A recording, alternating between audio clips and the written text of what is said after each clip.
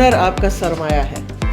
ये बीबी शहीद ने आज से बहुत साल पहले ये बात की थी। इस विजन को मद्देनज़र रखते हुए बेनज़ीर इनकम सपोर्ट प्रोग्राम ने ये फ़ैसला किया है कि हम जो है अपने बेनिफिशरीज़ के लिए बेनज़ीर हुनरमंद प्रोग्राम शुरू करेंगे, जो एक पायलट प्रोजेक्ट इस वक्त चल भी रहा है।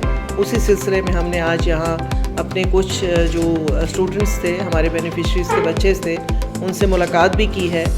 वो काफ़ी माशाल्लाह से अच्छा काम सीख रहे हैं और 6 महीने बाद या 8 महीने बाद वो अपने पाँव पे खड़े हो सकेंगे।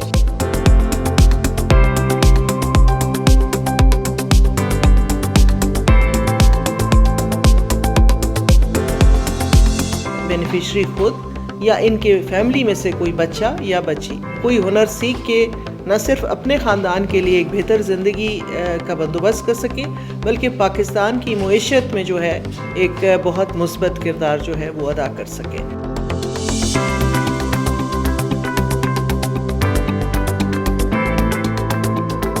उम्मीद करते हैं कि ये प्रोग्राम इंशाअल्लाह ताला एक बहुत जो है कामयाब प्रोग्राम होगा, बेनज़ीर हुनरमंद प्रोग्राम।